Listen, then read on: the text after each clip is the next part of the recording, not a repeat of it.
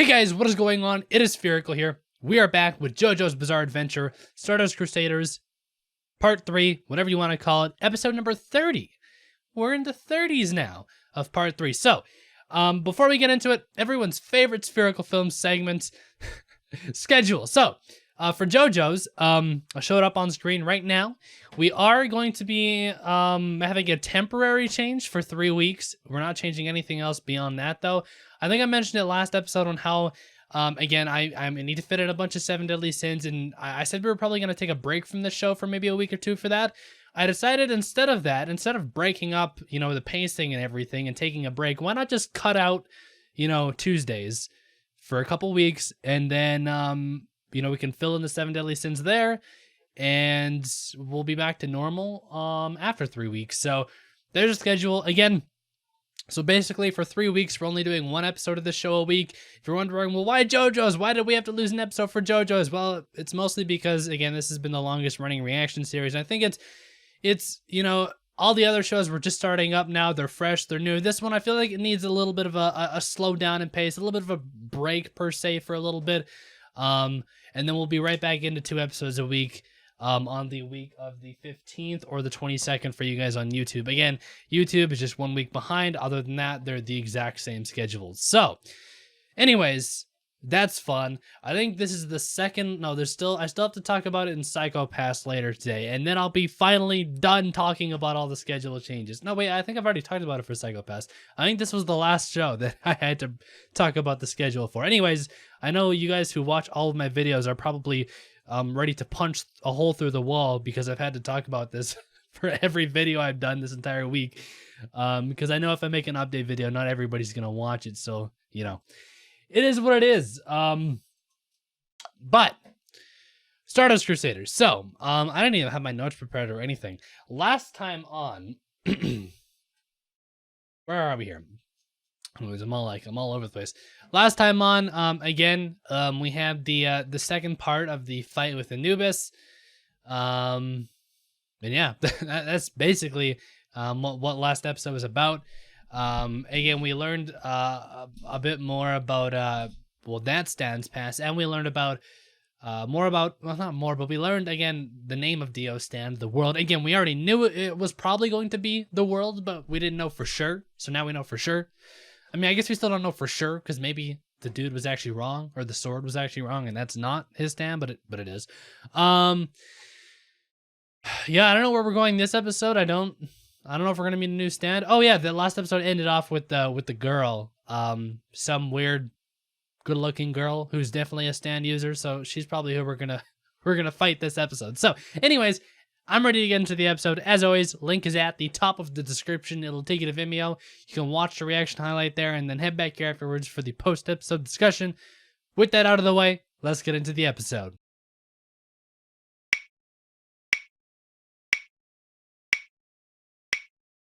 All right, well, new stand user. What's her name again? I wrote it down.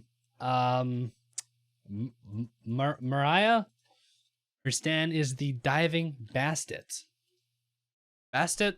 Sounds like an Egyptian god to me. I have no clue. Yeah, so her stand is an electrical outlet that when you touch it, it turns you into a magnet. It's a pretty unique stand. Again, all the stands are so unique. This is one of those stands where it's more like utility, and then you finish the person off however you want. Like, for example, like, you get someone magnetized, and then you get them stuck to something, and then at that point, you just do whatever you want with them. Whereas there's other stands that are more meant for outright combat, right? Like the last one we saw, which was, again, as Polnareff and Jotaro said, this is one of the few stands they've seen that's just straight up for combat. This one, however, again, I like the utility stands a lot more. They just, I feel like, I don't know, they're a lot more unique in the way they go about, I don't know, being stands. So, both Joseph and Abdal are now magnets. God damn, Abdal, you really had to touch that. Like, you know how suspicious that outlet looked, just in the middle of an escalator by the off button, and you had to touch it. So yeah, now they're both magnets. They're both attracted to each other. Not in that way, but maybe in that way, I guess. Um, so I'm just wondering, like if we're talking the way magnets actually work, wouldn't they be like the opposite? Like, don't magnets, like when they're two positive sides, they repel each other? I feel like that wouldn't be as interesting as a story mechanic if they both just got blasted away from each other from the force of their magnets. So what are they gonna do? Like, I feel like the force between them is strong, but they can still move if they can like move like one side, you know, one person moves and then the next person and they go like that. It kind of reminds me, what game am I thinking of where you used to like, you know, in elementary, you'd link arms with the person beside you and you would, you know, run as a pair. I can't remember what the game was. I feel like it's like a variation of soccer where like you would link up with a person beside you and like you would have to stay linked up the entire time. I can't remember. I don't know, this seeing them linked together like that kind of brought that, I don't know. Maybe I'm making shit up in my mind. You know when you feel like you remember something, but you actually like it's an actual thing where you just feel like you remember something, but you're actually just making stuff up in your brain. I feel like that's what I'm doing right now. But I feel like there was definitely a game that I played in elementary school, like in gym class or something, where you had to link with another person, you would be a pair. But anyways, that's basically what this is now.